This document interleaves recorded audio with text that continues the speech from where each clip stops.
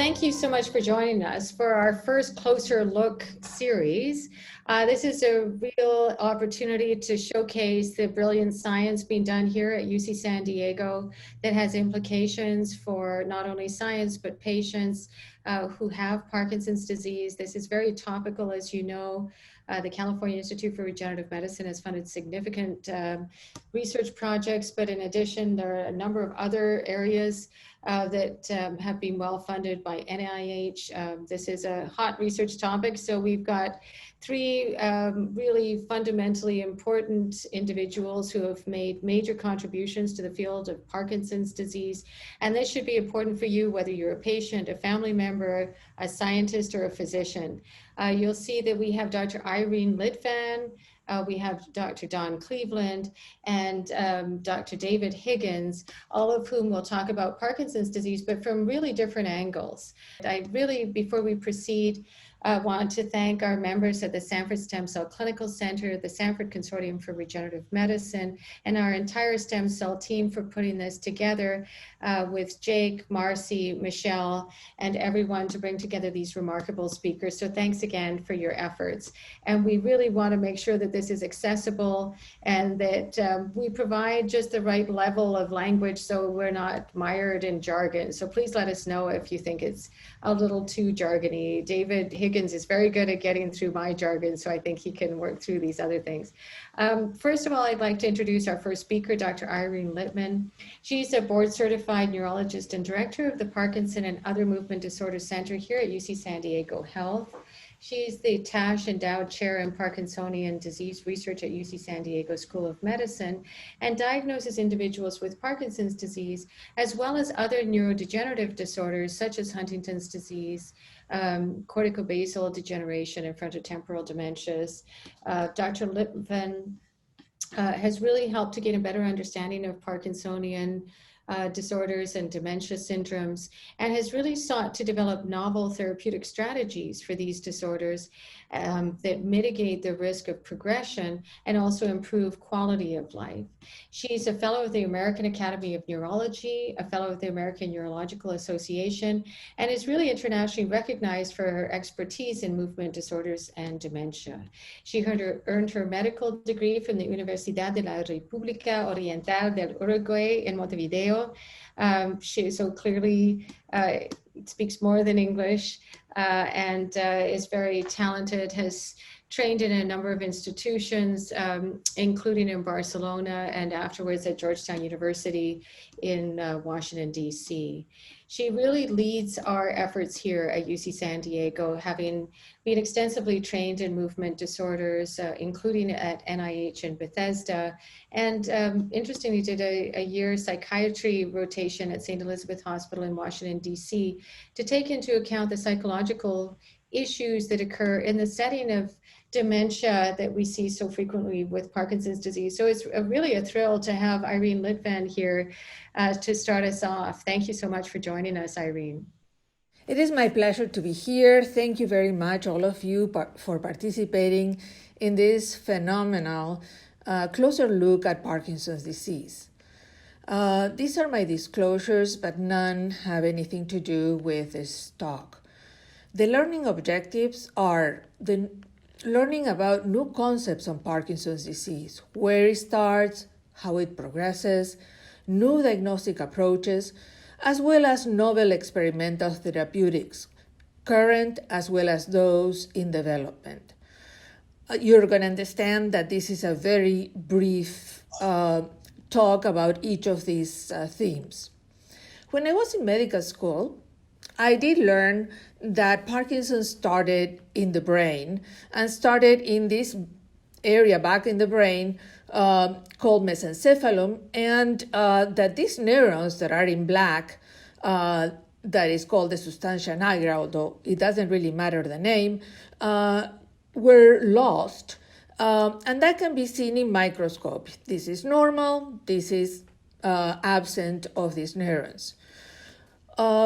We know that these neurons communicate with other nuclei, other areas in the brain that make us be able to move. That's the motor circuit.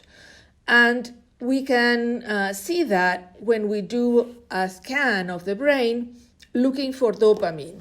And you can see here that you see this coma that is a normal striatum. Here you can see that this is different, and this is because this area has disappeared, because it's a patient with Parkinson's that has lost those neurons. So there is a loss of dopamine, and dopamine is the chemical that makes all the neurons move and makes us move, actually. And I think that without it, it would be like a car without gas. So what we have learned is that, in fact, it is not in the brain, but it is in the gut where the disease starts. So alpha-synuclein, that is this protein that deposits into the neurons in the brain, the cells in the brain, is what is perhaps making the cell die. And it is first in this place, in the gut. And after the gut, it is, or perhaps initially, it is also in the olfactory bulb, so it can explain here the problems with constipations, here the problems with smell. And it also affects one of the nerves, or all the nerves that go to the heart. So there is a denervation that we can see as well with special studies, as I'll show you later. But in addition to that, there is something that is very relevant, that is the presence of an enactment of the dreams. When we sleep, we don't move. But if we do move, then if we have bad dreams, we can hurt someone else. And I'll show you that in a second. But in addition to those neurons, there are other neurons that are affected and may cause depression and anxiety. So all these features that are non-motor, all those appear before we get to diagnose somebody with Parkinson's disease, because they have the motor symptoms. But by then, 50% of the neurons in that substantia nigra that I show you are lost. And the amount of dopamine that is in that area that is deep in the brain, the striatum, is also decreased significantly, 80%. Here is a patient that has REM sleep behavior disorder, and he has really bad dreams. He's enacting of the dreams in a second, as you'll see. And this is something that is treatable, and it's very important to know that if somebody has it, even if they don't have any other symptoms, it is important to consult a neurologist. So there are 4 stages in Parkinson's disease. One, that we call it preclinical, because there are no symptoms. And there we can see the abnormal imaging. We can see perhaps other biomarkers that we're starting to search for. And there may be some genetic factors in some people. But then, in addition to that, we have all these symptoms that I told you before, and that's what we call prodromal phase. And when the motor problems occur, that's the early phase of Parkinson's, where slowness, that is key, is associated with stiffness, tremor. And then at a more advanced stage, there is some excess of movement because the neurons become, with the treatment, more sensitive. There is also, in some people, cognitive disturbances that may lead to dementia in a significant proportion of people, much more than in the general population. And there is also, as well, a lower number in the blood pressure. The blood pressure drops when we stand. And that it means that there is less blood going into the brain, and that can give symptoms.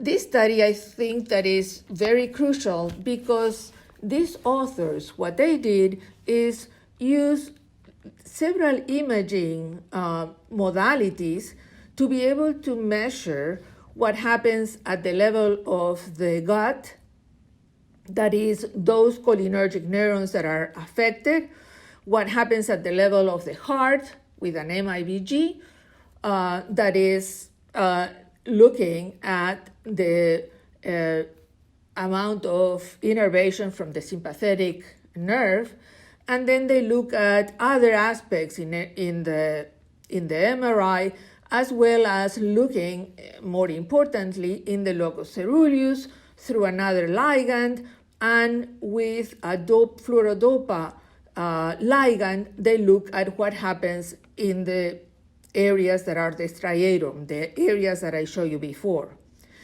And they did all these imaging studies in people that had this enacting of the dreams only, and they did it also in people that had Parkinson's disease. And the interesting aspect is that the people that had Parkinson's disease had all these areas involved, but the people that had the REM sleep behavior disorder, the enacting of the dreams, those had all the areas except the areas related to the motor system, that is the substantia nigra. So kind of supporting that idea that there is that kind of a progression from a pathway that goes from the gut all the way to the brain. So based on that, many things happen. One is the development of research criteria to be able to detect the disease at very early stages when there are only non-motor symptoms. And that was based on the fact that as we age, we have more Parkinson's disease. It is also based on the presence of markers of risk. For example, being a male is a risk, being in contact with pesticides, or the other factors that I mentioned, that is the prodromal markers that are the enacting of the dream, as an example. So putting all that together through a statistical model, they're able to look at what are the probabilities that someone would have Parkinson's disease. This criteria was tested in different populations that had the REM behavior disorders, others that had the lack of smell, and they were able to find that the criteria was very specific. Whenever the likelihood was high, then the possibilities of being Parkinson's were there, but it wasn't sensitive. So it didn't detect all the people that truly converted in having Parkinson's disease with the following years. What is more interesting as well is that in people that do have genetic markers for Parkinson's disease, genetic mutations, when they apply this criteria, many more people that had a likelihood ratio or a high probability of converting into Parkinson's disease, that is the motor symptoms, was much, much higher. So it is much more sensitive and it's also very specific. Another study looked at what happens in people that have lack of smell and also have problems with the DAT scan that is abnormal. And they figured out that in 4 years, if those two things were abnormal, someone would develop Parkinson's disease. Of course, lack of smell, constipations, those are very common symptoms in the general population. So not everybody is going to have Parkinson's because they have those symptoms. They could be related to many other things, for example, smoking.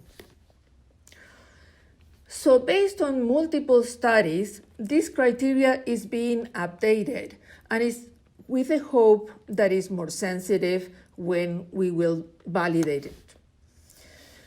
It also helped the new research and the new knowledge to change the criteria for Parkinson's disease. Before, we used to think that people with Parkinson's disease had to have either slowness with either tremor, stiffness, or postural instability, problems with balance.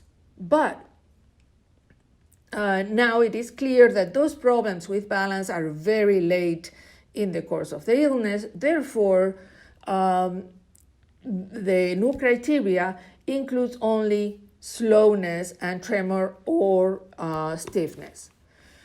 So, summarizing what I just said, combined multimodal imaging in patients with REM behavior disorder show that there was a profound cholinergic deficit, sympathetic, heart, and in another areas that would show denervation, but there was not involvement of the dopamine areas in the substantia nigra, and that reflects this model that was developed by Professor Bragg. The Movement Disorder Society then created a prodromal PD criteria, and I was happy to be part of that. And also, we modify the criteria for Parkinson's disease.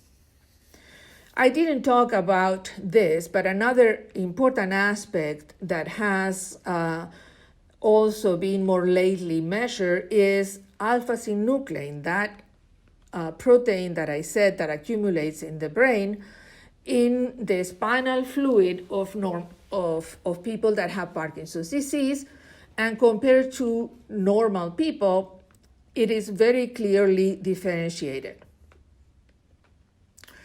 So now let's go to the novel experimental therapeutics. So in order to be able to treat a disease, we need to know what is it that causes it. Otherwise, it's impossible, correct? So we knew for many years that environmental exposures, pesticides, and other organic and metals did lead to Parkinson's disease. But then over the past several years, we started to find genes that cause Parkinson's disease in families.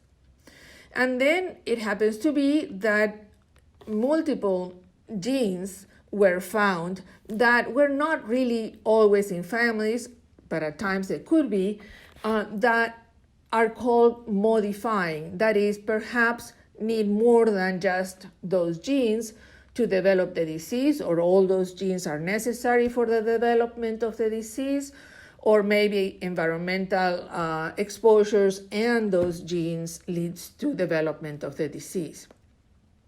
So in this diagram, we can look at the frequency of the disease, and here is the risk of having Parkinson's.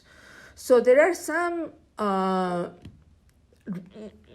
mutations in genes that lead to Parkinson's disease. If you have that gene, you're gonna develop Parkinson's disease.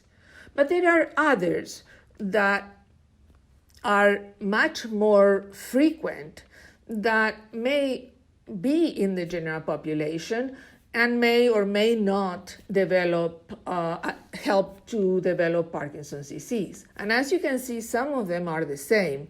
So there is also a difference in the strength, in some sense, of that mutation. There are also intermediate genes like GBA, glucocerebrosidase gene, that is affected. There are multiple other mechanisms that have been thought and found reasons for being that are affected as well. And we don't know if these mechanisms, such as problems with the mitochondria, the factory of the cell, that then leads to oxidative stress, or if it is inflammation, or if it is the areas in the brain that destroy the proteins that lead to autophagy and ubiquitin proteasome dysfunction. If those mechanisms are the ones that lead to the aggregation of alpha-synuclein, or if the aggregation, the clustering of all these protein is the one that basically cause all these other problems. But be it as it may, these are all the factors, and what really happens is that proteins that normally exist suddenly change their form, the configuration, and they bind to each other. And I'll show you that in a minute. But all these problems lead to the death of the cells, that is, lead to Parkinson's disease. So if we search for disease-modifying therapies, we can prevent the disease, we can try to slow it down, or halt it altogether. Of course, we can prevent it in those that may have some genes, and if we have a treatment that can prevent the disease from appearing. But the strategies that have been used so far, none of those have help in that regard. It would be necessary to identify people that have only the preclinical stage. That is very difficult. Then there is a possibility then to use different strategies based on the possible causes to try to modify the disease. And one could be reducing the oxidative damage, the inflammation, targeting those abnormal proteins, or try to see if we can avoid the spread of the disease. So there are multiple areas then that are affected and that we can try to interact. And I think that Professor Cleveland is going to go into more detail into all these things. But I can tell you then that we can try to avoid the development of those abnormal proteins, or there could be ways in which we can avoid that the disease would spread, in theory. So the first thing that we can do, we talked about the gut, and in the gut there is the microbiome, the bacteria that are there, and there are differences between those in Parkinson's disease than the general population. So one possibility would be to try to change that, and this is what this study did. And the probiotic administration in people with Parkinson's seemed to slow the progression of the illness. This needs to be replicated in larger studies. So let's talk about medications, because this is what we need to slow the progression of the illness. And I don't know if you know how much it costs to bring a new molecule to the market.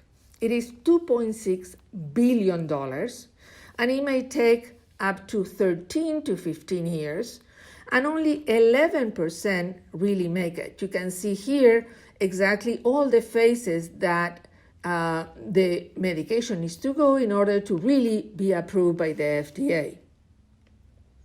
However, if we use drugs that already exist in the market, using those old drugs for new applications would cost much, much less, 300 million, versus taking also less years, 6.5. So there are many attempts to do so. So there was this trial that tried to inhibit the calcium channels, specific calcium channels, with this medication that is called isradipine. It is unfortunate that this study just finished and just failed. So there was another trial with inosine, and inosine was given to try to see if we can use it as an antioxidant. In fact, uric acid is one of the best antioxidants, but unfortunately, that study also failed. But now there is another study that was done that is with a medication that is used for diabetes. It's a medication, it's a glucagon-like peptide that is used, and it has been shown that people with diabetes have more Parkinson's than those that don't. And the use of this drug seemed to slow the progression of the illness. So based on that, this is why they did this study that is a randomized double-blind study to try to see if that would happen. And it did happen, but the study is a very small study. So now there is a large study that is being done trying to see if we can replicate those results. Interesting as well, I've seen also that there are epidemiologic studies that confirm these aspects as well. Nilotinib may be something that you may have heard.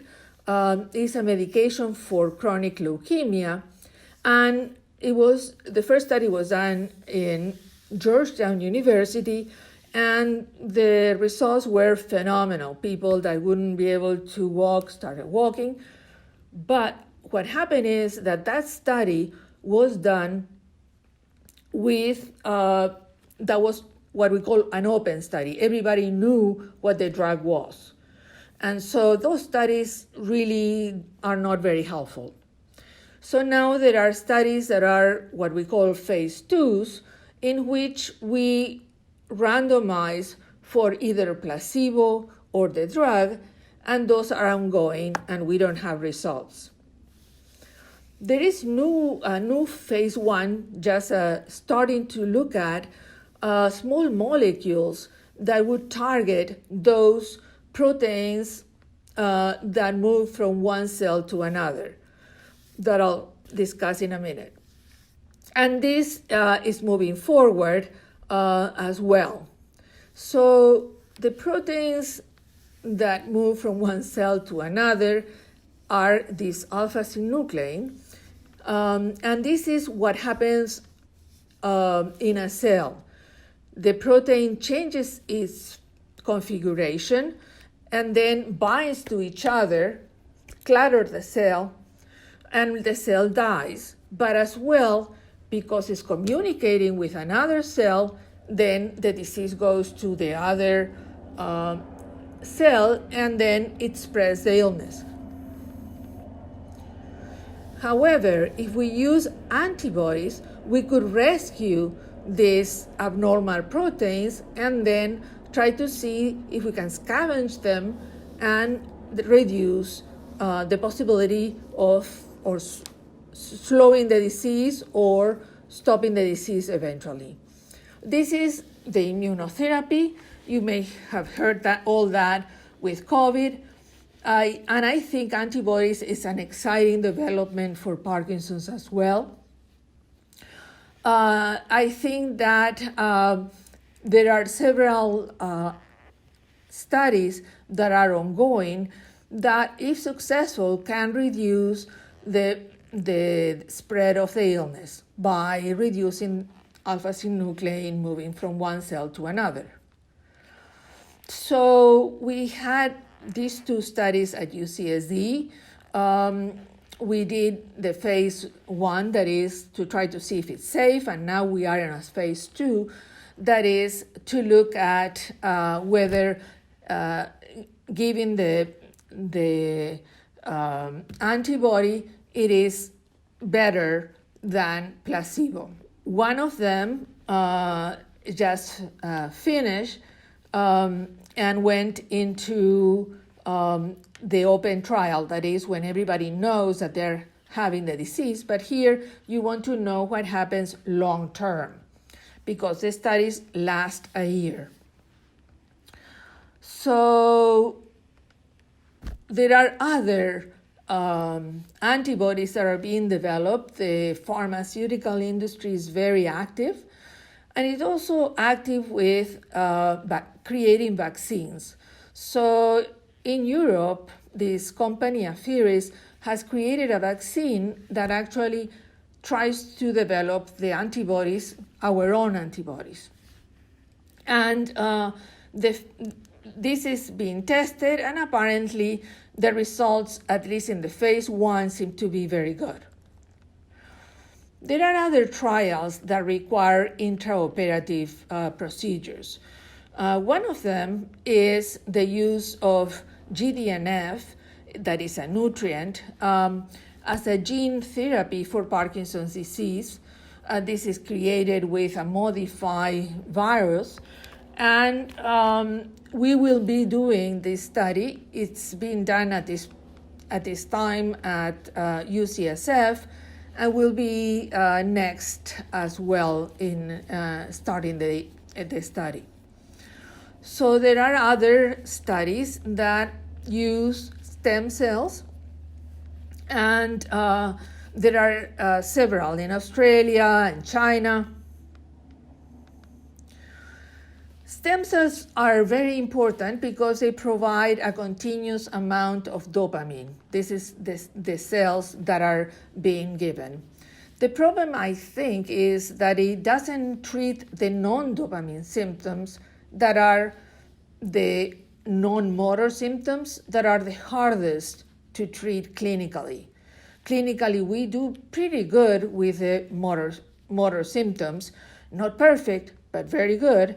But giving the stem cells, what it will do is improve that the functioning of that motor circuit. That in some sense is as well what the DBS does.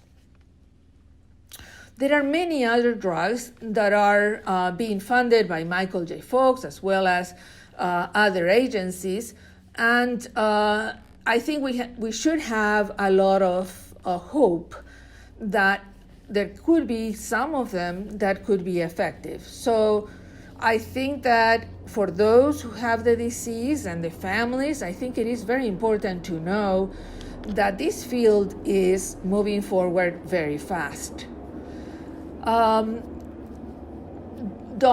Professor Cleveland will talk about one of the other things that are other therapies approaches that have been done at UCSD, that is converting the astrocytes, that are cells that help nurturing the cell in some ways, into neurons. Another important aspect is the development of personalized medicine. That is, if we know what are the genes that are affected, we could try to give medications to improve them. And in the general population, we would have to search much more in order to be able to do that. Some of that is being done, and is actually being done at UCSD as well. That is treating patients that have PD and have mutation, and the medication, this glucosylceramide, stimulates the enzyme that is deficient in Parkinson's disease with GBA. We'll see what does that. But there are also many other studies for that deficiency. So the field is moving very fast. And the same for other mutations like LRRK2. So I just want to say briefly that I'm very excited with what we are doing. That is the development of a way to measure the amount of levodopa so we could manage patients in a much better way. Because if we know what is the level, we would know what is the level that they should have even before they develop complications, or when they develop complications, we would know how to adjust that better. And this is done with a wonderful group of bioengineers at UCSD, Professor Wang. And you can see that the device itself is actually very, very small. This is a coin and this is the device per se. So people would have it all the time and would be able to know constantly what is the level of levodopa. So the patient is helped and the physician as well. This is where we are. And in conclusion, emerging therapies are directly or indirectly targeting alpha-synuclein to slow the disease progression. The therapies are attempting to avoid alpha-synuclein aggregation. They change the cluttering of the proteins or the spread or modifications of the microbiome with different approaches. And I think that this is interesting because it has moved forward in multiple ways. And I think we will see that one of these therapies will be very helpful. So this is our group. And thank you for your attention. Okay, thank you, Dr. Litvan. I can see that there's a lot going on in the field, as can everyone else on this presentation, this WebEx. There is a question about cardiac dysfunction. Does that derive from autonomic nervous system dysfunction? And secondly, when does this appear in the course of Parkinson's disease progression? This appears very early and it doesn't give any symptoms.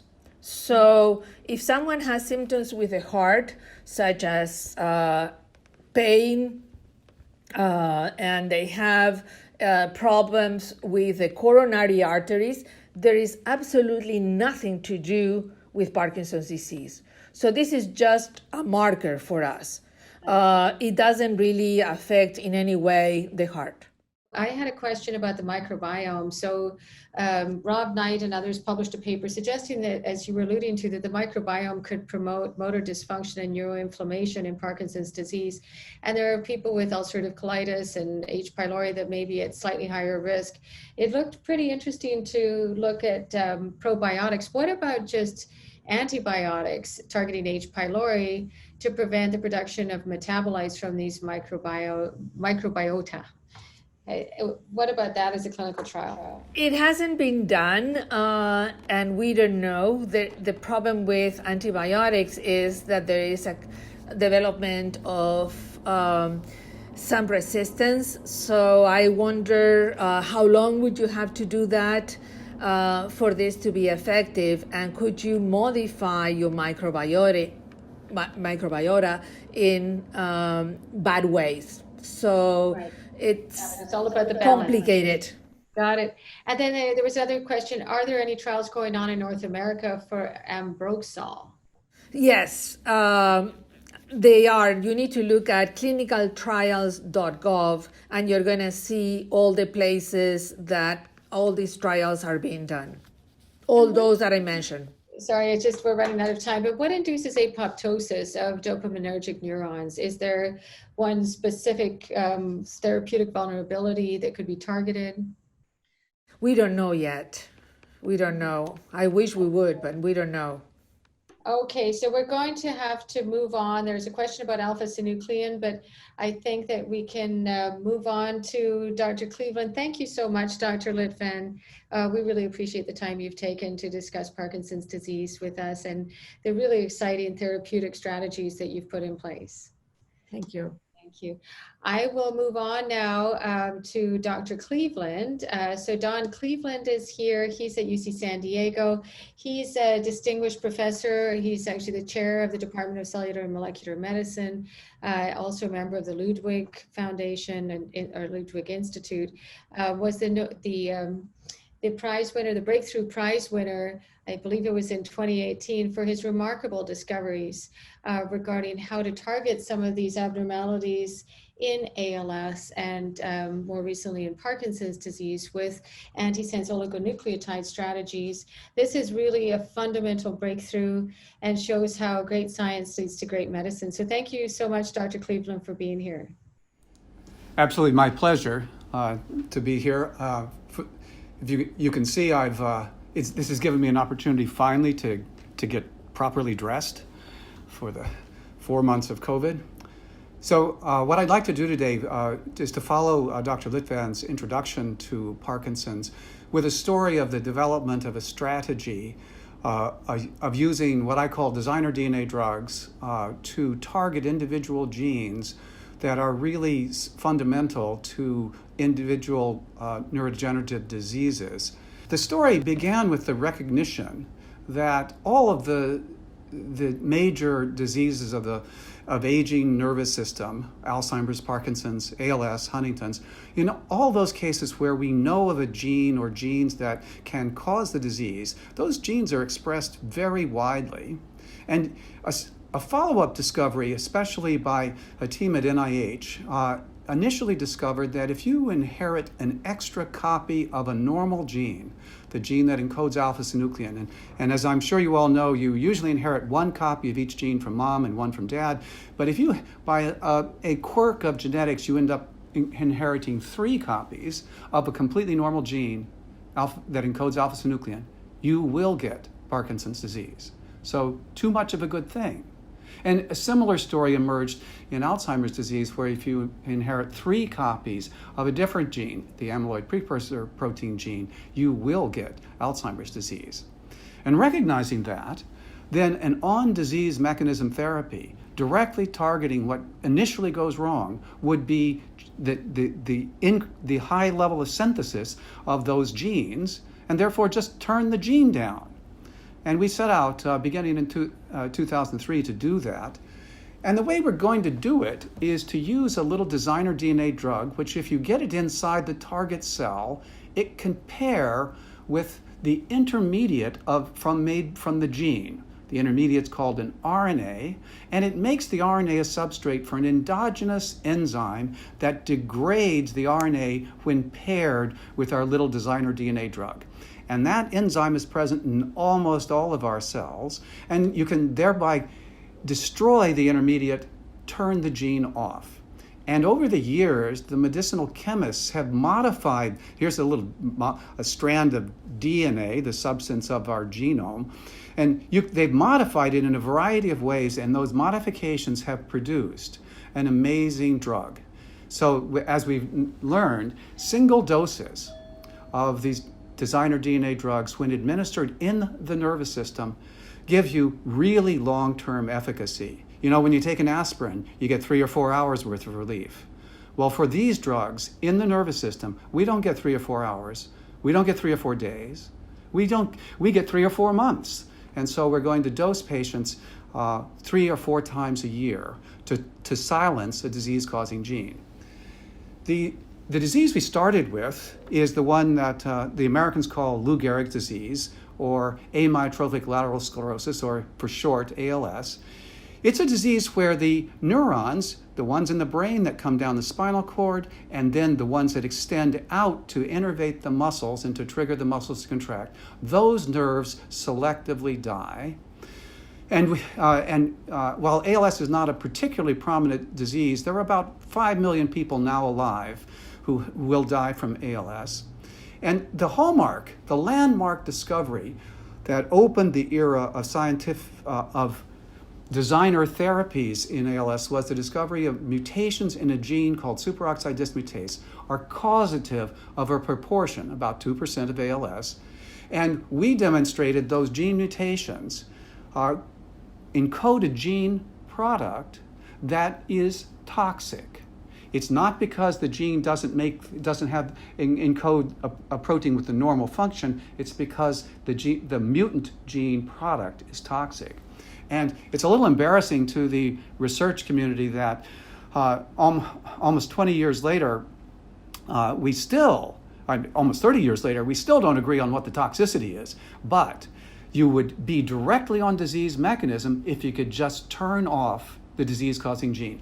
So I'm going to show you, I know this is not a scientific audience, but I hope everybody will be able to follow this. This is the founding experiment, the first time a designer DNA drug was used in the mammalian nervous system, and we're going to dose an animal that has an ALS-causing mutant gene. And when we dose with a DNA drug that doesn't have a target, here's the level of expression of that ALS-causing gene and look at the level when we add the right drug.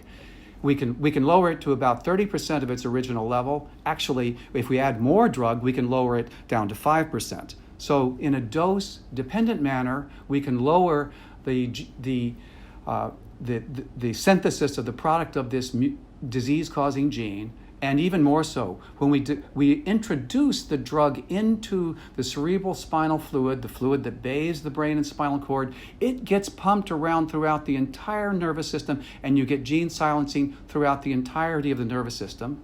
And when you dose one of these animals that's going to develop fatal ALS-like disease, very rapidly progressive ALS-like disease, if you dose them with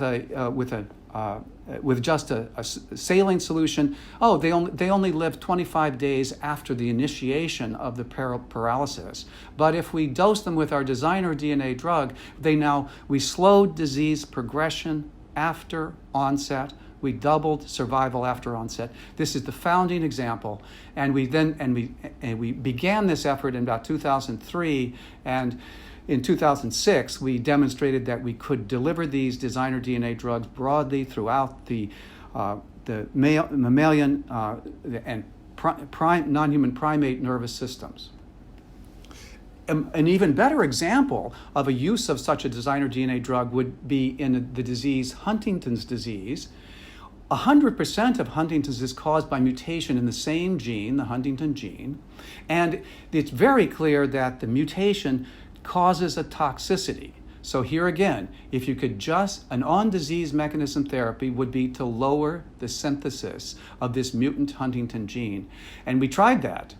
And when we did that in animals that develop aspects of Huntington's disease, we dosed them once, mid-disease. And what we noted with great enthusiasm was that by dosing already affected animals that we got sustained disease reversal. So that then led to a first-in-man trial in Huntington's disease, for which the outcome was announced the initial outcome in December of 2017, a sort of holiday present.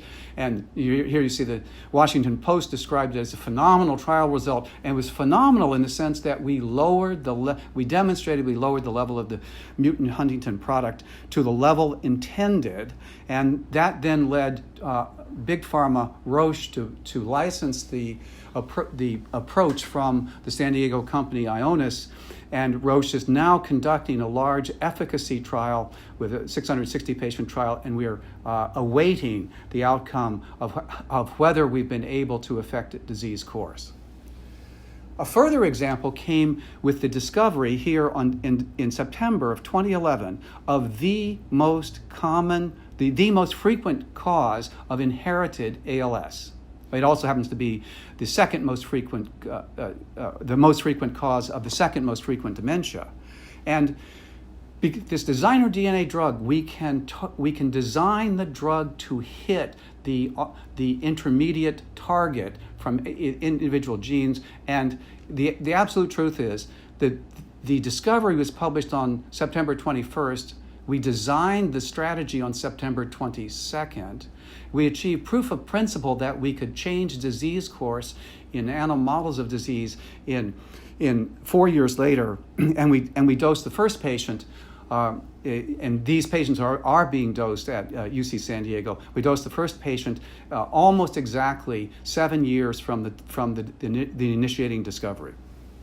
Okay, and then one last example, and then to Parkinson's. So the last example came with the discovery of the gene affected the most in sporadic ALS. Two teams, my team and a team at Harvard, co-discovered this gene called Stathmin-2 in January of 2019.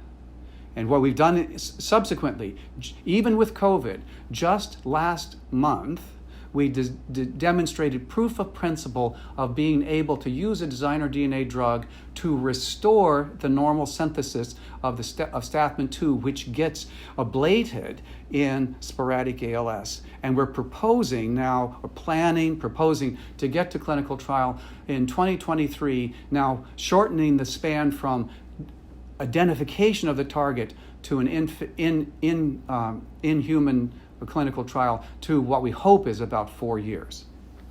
Okay, so now what about Parkinson's disease?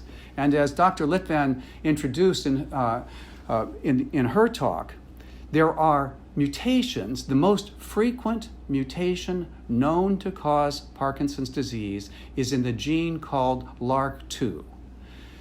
And most mutations in genes frequently inactivate the ability of the gene to make a functional product, but that's not what these mutations are. They hyperactivate the LRRK2 gene. And indeed, here, Dr. Jameson mentioned that I won this prize, breakthrough prize in life sciences. Here's at the prize ceremony, and it was presented to me by Sergey Brin, the founder of Google. And Sergey Brin is probably the planet's most famous individual with an LRRK2 mutation. He went public with this in 2008, so there's nothing private about this story. He has this LRRK2 mutation, which makes him very likely to get Parkinson's disease. His mother has Parkinson's disease. My father died from Parkinson's disease. And Sergey has this LRRK2 mutation, and an on-disease mechanism therapy would be to turn down that gene. And indeed, we initiated with Ionis, partnered with Biogen, initiated a trial using a designer DNA drug to suppress the LRRK2 gene for this form of inherited Parkinson's disease. Started just at the end of 2019. And even more so, as Irene mentioned earlier, alpha-synuclein is found misaccumulated broadly in Parkinson's disease, in most Parkinson's patients. And we know now that if you just inherit, as I introduced before, 3 copies of the alpha-synuclein gene instead of 2, that absolutely will give you Parkinson's disease. And so an obvious approach now would be to turn down the alpha-synuclein gene as an on-disease mechanism therapy for almost all Parkinson's disease instances. And excitingly for us, I think, early this year, using a designer DNA drug to suppress alpha-synuclein, that trial was initiated by Biogen and is now in progress. Okay, so here's the summary of the development of designer DNA drug therapy for nervous system disease. We know that we can deliver these drugs very broadly throughout the nervous system. We can turn genes on or turn them off. We have long-lasting efficacy from single doses, more than 3 months. It's commercially feasible, and it's been through 5 safety trials for various indications, and all 5 have been proven to be safe.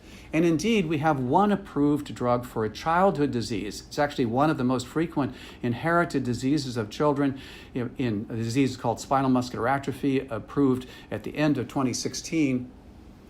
And there are 5 ongoing trials. 3 in ALS for 2 inherited forms, 1 for sporadic ALS.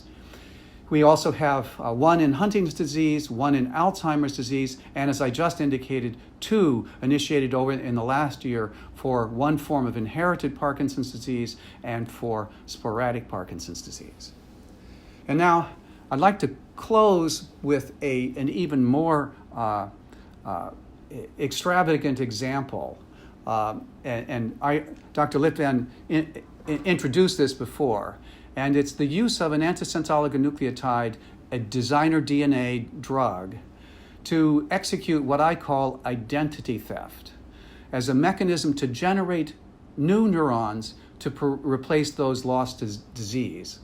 And indeed, this is a strategy that has been implemented, a strategy to replace neurons lost to disease has been a goal for 40 years, with the first trials in Parkinson's disease initiated in the 80s and then 90s.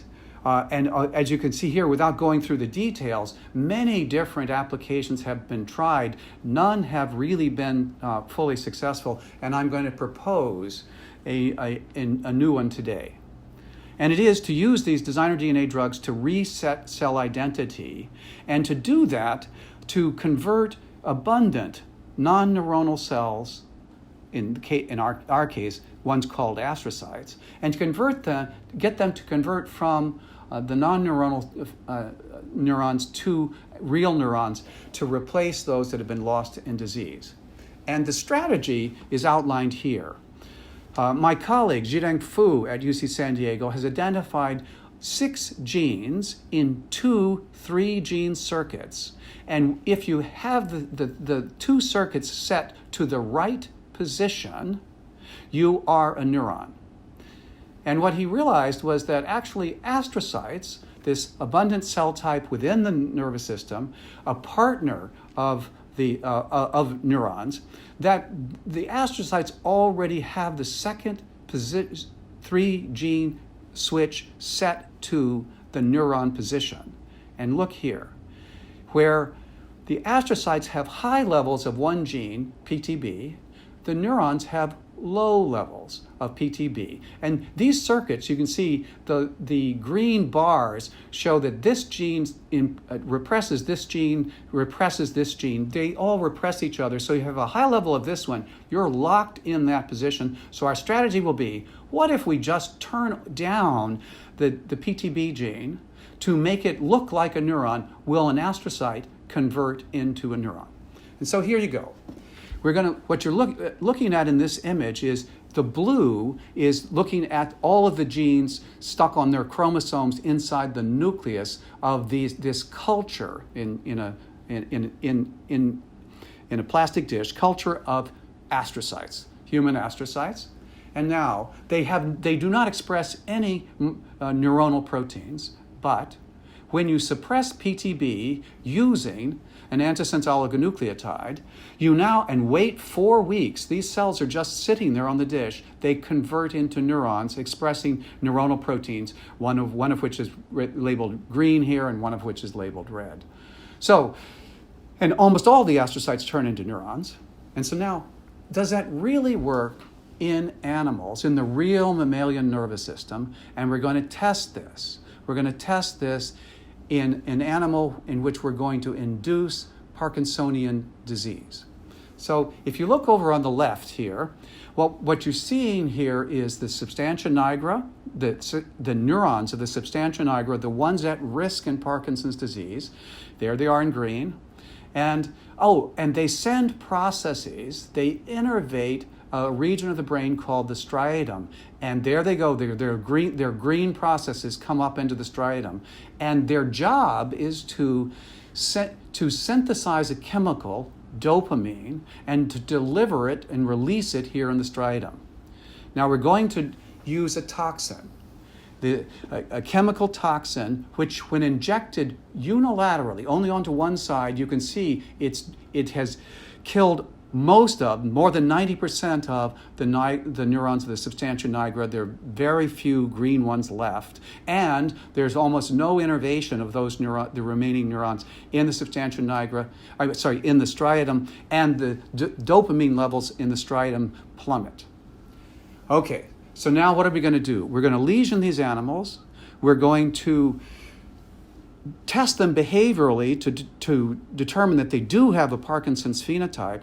We're then going to inject a designer DNA drug to suppress PTB, and then wait 3 months and ask, have we made new neurons? Have the new neurons innervated the striatum?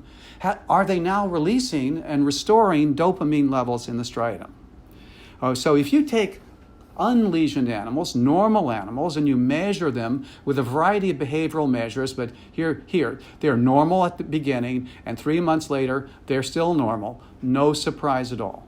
But if you lesion animals, what happens? Well, actually, as you inject this toxin, what you see is that sometimes you ablate all the nigral neurons, and sometimes only some of them. And here, the animal with the largest lesion, wait 3 months after suppressing PTB to convert astrocytes into neurons, and look, the animal gets better.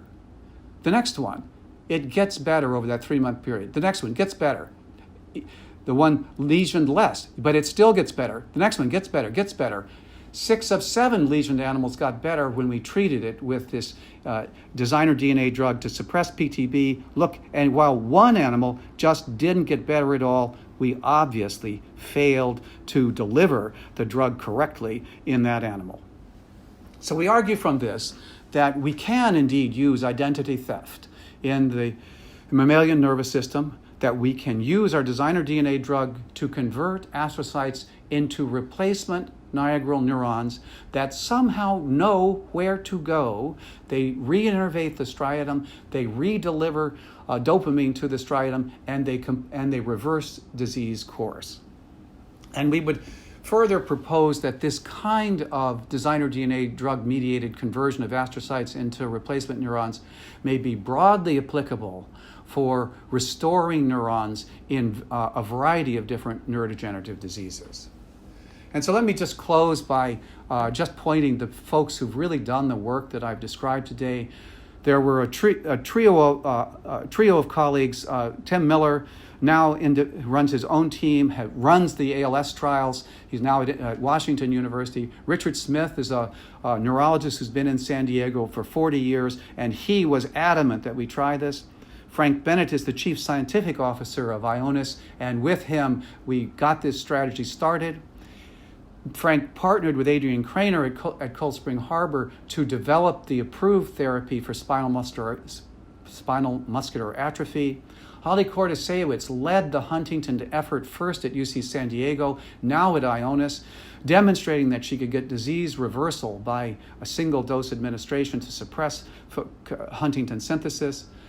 Clotilde Lagier-Tourien, now at Mass General Hospital and Harvard, partnered with me and John Rabbits, a neurologist here at UC San Diego, in the development of a strategy to target the most frequent cause of inherited ALS. My current team, along with Clotilde Lagier-Tourien, there's my current team who has identified Stathmin and is as a target for sporadic ALS and who will develop it into a therapy in the next handful of years. And then targeting Parkinson's, demonstrating that we can generate replacement neurons.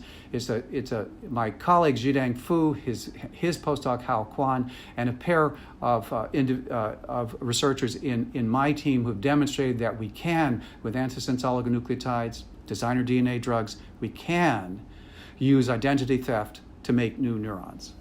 Thanks very much. Thank you so much, Don, and for showing us so elegantly that DNA is not destiny if you use designer DNA drugs. So I really appreciate everything you've put forward there, as I'm sure the rest of the audience does. There's one question: what are the effects of using designer DNA drugs? Are there specific side effects that are unique to this kind of antisense oligonucleotide? So, like any drug, there can be minor side effects. They've been limited to some patients have reactions to the actual drug, but we're only dosing patients 3 or 4 times a year. So if you have a headache for 2 days and 3 times a year, these are very acceptable side effects. There was a fear that they might be immunogenic, and that that our immune systems would attack the drugs. That has not been seen in any of the trials yet. So we are cautiously optimistic that will not appear as a long-term problem. So we're actually, it's worked out better than expected. We can deliver them very broadly, very long-term efficacies. I think the real question for them is, how much do you want to turn those genes down for the genes we're turning down? And for the genes that we're turning up, can we turn them up far enough? Yes, certainly challenges, but very exciting problems to have, in the sense that we didn't have anything before, and now you're creating a whole new field with antisense oligonucleotide therapy. Thank you so much. There's one question, but I think it's better for Dr. Litvan, from somebody who's confused about alpha-synuclein. She's been giving her husband with Parkinson's disease Alpha-Synuclein supplements and wondering if it's making things worse. I'm not aware of those supplements, so I cannot really talk about them. I have never heard anybody taking supplements of alpha-synuclein, but I certainly wouldn't do that. Yeah. I don't think that anybody should try medications that have not gone through experimental trials and have been shown to be effective, because there are thousands of things that people can sell and are really bad. And that, in fact, is one of the problems in our area as well, that there is a lot of fake salesmen that do sell stem cells, and those are not really tried. So I think I would say I wouldn't take it. Okay, so before we turn it over to the esteemed Dr. Higgins, there is a question about the converted neurons, the identity theft neurons from the astrocytes. Do they project to the forebrain? So precisely where they do, I should have said, I know the answer to the questions before you ask them. So the answer is, we don't know. So this is the tiniest tip of the iceberg, and I suspect there's a very, very big iceberg. So these are questions that now need to be addressed. How many of those neurons become the right kind of neurons? In the case that I just described in the Parkinsonian example, about a third of the neurons in the animals became exactly dopamine-producing neurons, and they went the right direction. Now, we were amazed at that. Some didn't go the right direction, and we need now to test, can we fix that? And so for the specific question, yeah, we don't know that. We do know, and I'll just leave it there, we do know that if you, it's sort of Buck Rogers futuristic, but we do know if you take a normal animal, aging animal, and you ask, can you produce new neurons, say in the region of the brain that is really involved in cognition, the hippocampus, can you make new neurons in the hippocampus? And the answer is, yes, you can. So I think there are many, many things that we will be able to do with this. We have not demonstrated that we can do most of those today. And indeed, if I think I failed to point it out, but the demonstration that we could make new neurons and reverse disease course in a chemically induced Parkinson's disease, that was only published on June the 24th, 2020. So what I showed you today this is what we have. We sort of opened the notebooks. That's what we know. We will know a lot more next year, and I think we've activated an armada of individuals worldwide. It's not true we cannot make new neurons in the mammalian nervous system. We can. And I failed, Katrina, to point out one beauty of the approach of converting, of this identity theft, which is that it does not require immune suppression. These cells are the individual's own cells. They're marked with the markers of self that the immune system see. They're marked perfectly. Whereas in all those other trials, there were real immune issues, and immune suppression was required throughout for most of those. And here, they're your cells. We're going to convert them in place, and we're going to do so with a really easily to deliver drug, which and we can do it over and over again if you want to make more and make more. Sounds like another breakthrough prize, Don. Anyway, we will move on to David Higgins. So Dr. Higgins got his PhD in molecular biology at the University of Rochester. He was actually faculty at SDSU and the president of the Alzheimer's Disease Association, or Parkinson's Disease Association. He's been a stalwart champion for people with Parkinson's disease, has worked with the California Institute for Regenerative Medicine to ensure that research funding is applied to finding new strategies. David, unfortunately, we only have a few minutes, but we really wanted to end with you because we think you'll provide the appropriate perspective as always and really get us on track to really focus on the most high priority items when it comes to working with Parkinson's disease and the research, both clinical and scientific. David, please take it away. Thank you, Dr. Jamison. I really appreciate, being part of this today. I'd like to thank Drs. Litvan and Cleveland for being here as well. These are the folks, in case those of you in the audience don't know, these are the folks in the community that are making things happen. The San Diego community, as well as the community of the world in Parkinson's. So you are very privileged and very, very special to see this today. I don't know anything about supplements. I wanted to throw that out first. I've never heard about Alpha-Synuclein supplements. It doesn't sound like it makes sense, but you know, we keep our ears to the ground, and that's not one that we've heard about. Okay, so they're really, I'll try to keep with the short amount of time we have. There are really three points that I wanted to make today. And this is a new world that we live in. It's a good new world in this respect. And that is medicine is changing. We've become a patient-centered care has become the focus of medicine today. And in some sense, that's driven by patients, but it's also really driven by clinicians. And people like Dr. Jamison and Dr. Litvan are on board. They're leading the fight. They're not slowing it down or getting in the way. So it's really important to understand what patient-centered medicine is, how the medical world views it and is employing it, and how it impacts Parkinson's. Some of the elements of patient-centered care is it's collaborative, it's coordinated, it's accessible. It focuses on physical comfort as well as emotional well-being of the patient. And one of the key things is that the patient's family and friends and coworkers or whoever has something to offer, it needs to be involved. And that's really unique. So in patient-centered care, you're at the center of the care, as you can imagine. And you provide medical teams provide all the resources that are needed for the various functions to address patients' needs. And for the most part, it works really well, except when it doesn't. So a great example of this is a model team put together for this patient, and what happened was they were not in the computer. So the best laid plans couldn't be fulfilled. And that's probably the next and major barrier, if you will, is sort of the electronic side of it. All the physicians out here know about electronic records and that kind of thing, and the cumbersomeness of that. But what's a patient advocate? And I want to distinguish this between patient-centered care. So patient advocate is a component of patient-centered care.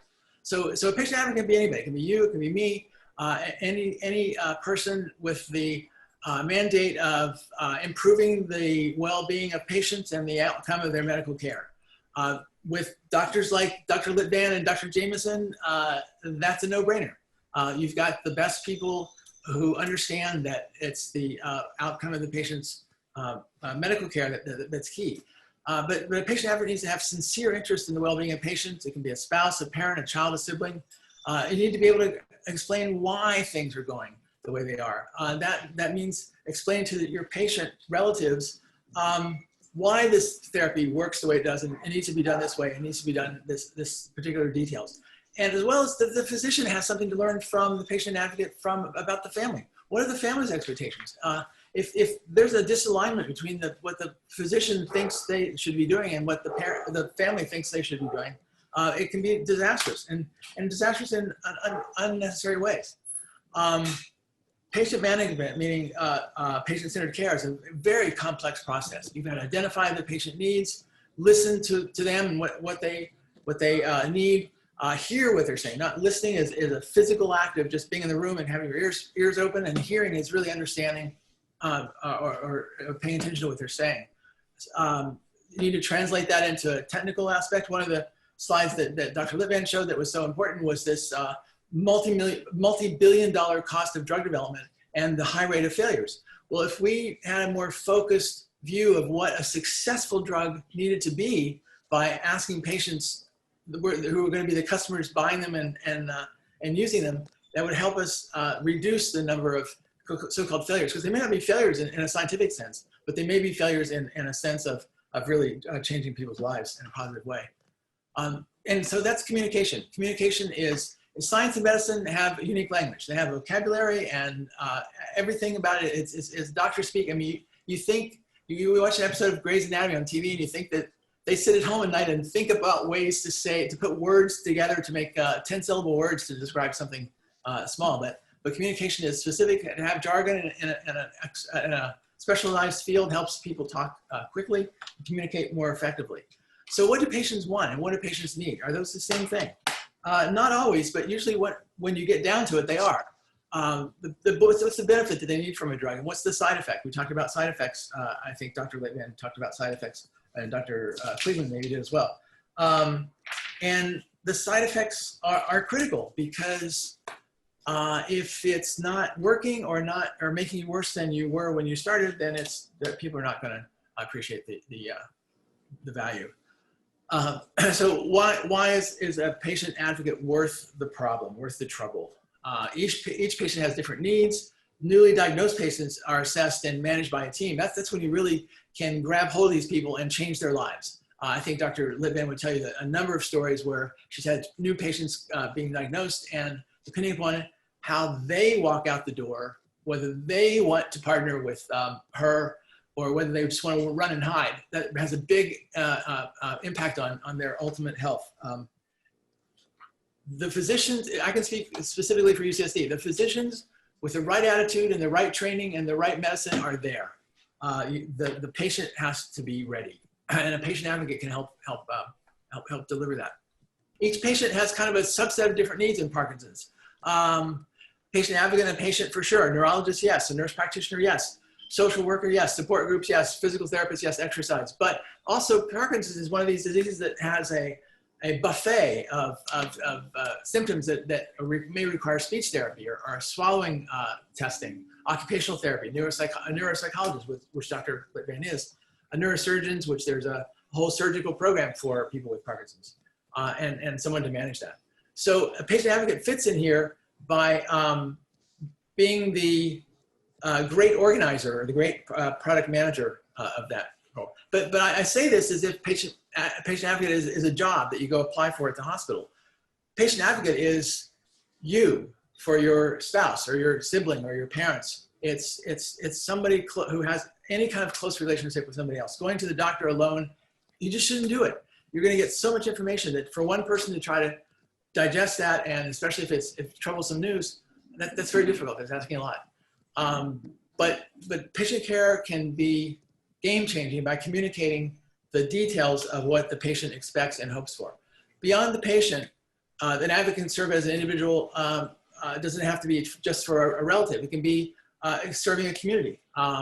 It can be taking the community, the Parkinson's community's goals and needs, and effectively turning them into social change when it involves perhaps money and funding, educate the public when it involves what the public needs to know, consult on new therapies. Again, go back to that slide that Dr. Litvan had, which is wonderful about the drug development. Having patient advocates have their 2 cents worth at various stages is a phenomenal benefit to the ultimate patient, as well as the development of the drug, the developer of the drug. In fact, I might steal that from her. Obviously, CIRM, something I'm very proud of, have a personal interest in as a board member. This is a beautiful building, but also it's full of very smart, very motivated, very successful scientists and clinicians. And we should be very proud in San Diego that we have one of 5 of these institutions, and this one is by far the best one. So probably there are many of you in the audience that don't think of yourself as a patient advocate, but you are. If you help a spouse or a parent or somebody, family member with deal with an issue, you're a patient advocate, and that's a good thing. It's an essential thing for someone to have a good medical experience. So one example, and then I'll wrap up. Remember the TV shows back in the day when TV was new, and a grandmother was in hospital, and they just discovered that she has lung cancer. So the doctor and the children and the husband sort of huddle out in the hallway and says, well, what are we going to tell her? What are we going to tell her? Oh, we'll tell her that she's got emphysema and she's got to go home and rest, and then she'll just die and never know. Think about that. I mean, we actually really used to do that, which just blows my mind. But I saw it in actually the handling of my grandmother who had Parkinson's. Don't just tell her what you have to. Don't tell her everything. Don't tell her that's bad news. Like, bad news is only detrimental, and bad news is bad news, but it also empowers the patient to be able to deal with it and deal with it in a way that's meaningful for them. Now that's like the speed version of that. I've never done it that fast. I want to thank the physicians and scientists that work in this building, or that work in the Stanford Consortium building and Torrey Pines. And if anybody here has any questions about how their taxpayers' monies are being used fruitfully, let me know. I'd be happy to talk about that with you. Thank you. Thank you so much, David. You know, it's clear that with your own advocacy at the California Institute for Regenerative Medicine, great strides have been made in terms of developing new therapies and potentially new diagnostic techniques, as Dr. Litvan was alluding to, with a prodromal version of Parkinson's disease. The earlier we treat, the better it may be.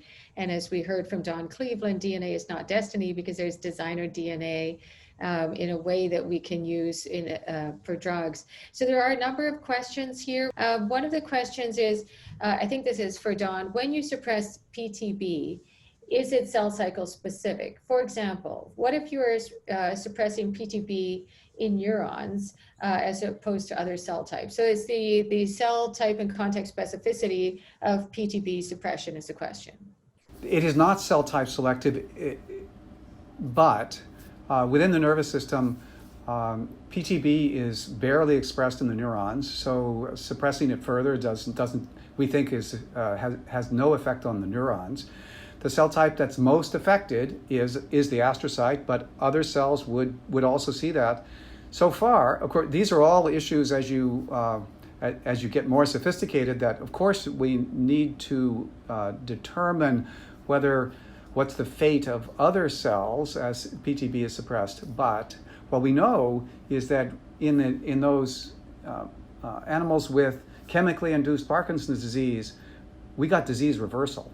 So and I get asked frequently, don't those astrocytes do important things? And so now, aren't you going to deplete the astrocytes? And I'm thinking, well, actually, in one direct experiment, the answer is no, we didn't deplete the astrocytes. Whichever ones converted told their friends that they needed to make more astrocytes. So right now we've only observed effects in the astrocytes. Of course, we need to look carefully at the cells that make the myelin that coats these axons, the oligodendrocytes, microglia. But the neurons, they don't make PTB anyway. Mm-hmm. So then one just short question for you as well, Don. When would you estimate designer DNA therapy will be available for Parkinson's disease? Yeah, so those are really hard to estimate, but we do know that at the end of 2021, we'll see the outcome from the first clinical trial. We hope that we've been able to demonstrate that we can indeed deliver the drug safely, and that we can hit the target and lower the target. And the first one will be LRRK2, and then that we can lower alpha-synuclein.